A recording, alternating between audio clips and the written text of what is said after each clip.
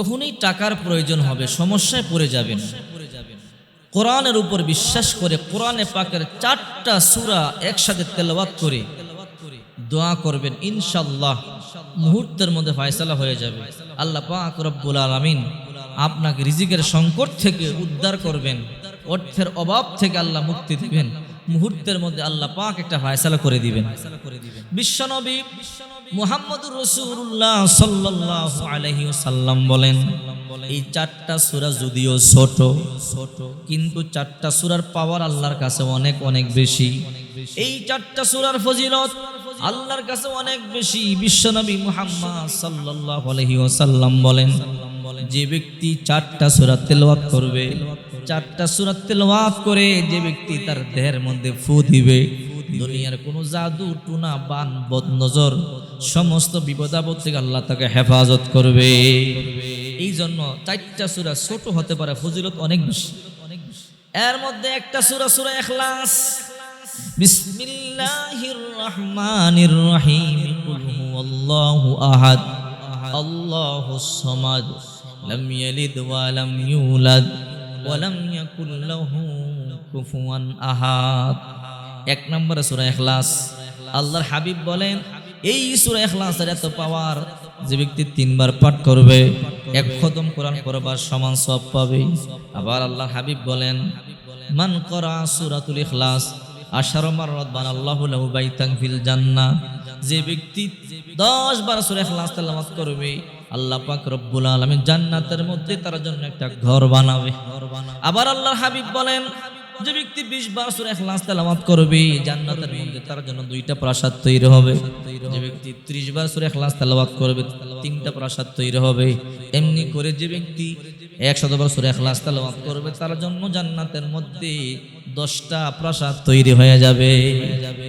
সূরা ইখলাস অনেক পাওয়ারফুল একটি সূরা। আল্লাহর হাবিব এক ব্যক্তিকে কুবা মসজিদের ইমাম নিযুক্ত করলেন, কিন্তু ইমাম সাহেব প্রতি রাকাতের মধ্যে সূরা ইখলাস তেলাওয়াত করে। কুল হুয়াল্লাহু আহাদ আল্লাহুস সামাদ লাম ইয়ালিদ ওয়া লাম ইউলাদ ওয়া লাম ইয়াকুল লাহু কুফুয়ান আহাদ।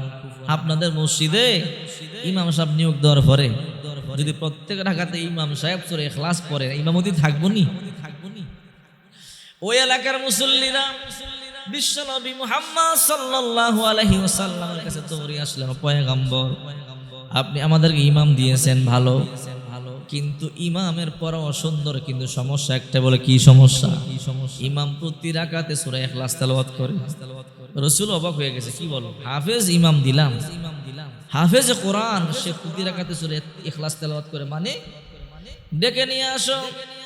মুসল্লিরা ইমাম সাহেবের কাছে গিয়ে বলে, ইমাম সাহেব আপনাকে আমাদের নবীজি ডেকেছেন, বিশ্ব নবী মুহাম্মদুর রাসূলুল্লাহ সাল্লাল্লাহু আলাইহি ওয়াসাল্লাম ডেকেছেন। এই কথা শুনবার পরে ওই ইমাম সাহেব বিশ্ব নবী মুহাম্মদুর রাসূলুল্লাহ সাল্লাল্লাহু আলাইহি ওয়াসাল্লামের কাছে চলে আসলেন, আল্লাহর হাবিবকে সালাম দিলেন, আসসালাতু আসসালামু আলাইকা ইয়া রাসূলুল্লাহ, আসসালাতু আসসালামু আলাইকা ইয়া হাবিবাল্লাহ। আল্লাহর হাবিব জবাব দিয়ে বললেন, রে সাহাবী, তোমাকে ইমাম নিযুক্ত করলাম, তুমি নাকি প্রতি রাকাতে সূরা ইখলাস তেলাওয়াত করো নাকি সত্যি? ওই সাহাবী কই, বালা ইয়া রাসূলুল্লাহ, ওগো আল্লাহর নবী, হ্যাঁ আমি প্রতি রাকাতে সূরা ইখলাস তেলাওয়াত করি। আল্লাহর হাবিব বলে, সাহাবী রে, কেন তেলাওয়াত করো? তুমি কি কোরআন আর পড়তে পারো না? সাহাবী কই, পয়গম্বর আমি কোরআনে হাফেজ, যেখান থেকে খুশি আমি তেলাওয়াত করতে পারি, তো একটা সূরা কেন তেলাওয়াত করো? ওই সাহাবী বলে, ওগো নবীজি, এই সূরাটা আমার কাছে বড় ভালো লাগে। কারণটা কি? এই সূরার মধ্যে আমার মাওলা পাকের পরিচয় আছে, এই সূরার মধ্যে আমার আল্লাহর পরিচয় পাওয়া যায়। এই সূরা তেলাওয়াত করলে আমার আল্লাহর প্রতি মুহাব্বত বেড়ে যায়। নবী গো, এই যে সূরার মধ্যে আমার আল্লাহর পরিচয় আছে, ওই সূরাটা বড় ছোট, এই সূরাটা একবার পড়লে আমার কলিজা ঠান্ডা হয় না, এই জন্য আমি বারবার পড়ি। আল্লাহর পয়গম্বর বলে, রে সাহাবী, এই যে তুমি সূরা ইখলাসকে ভালোবাসো, এই ভালোবাসা তোমাকে আল্লাহ পর্যন্ত পৌঁছায় দিবে।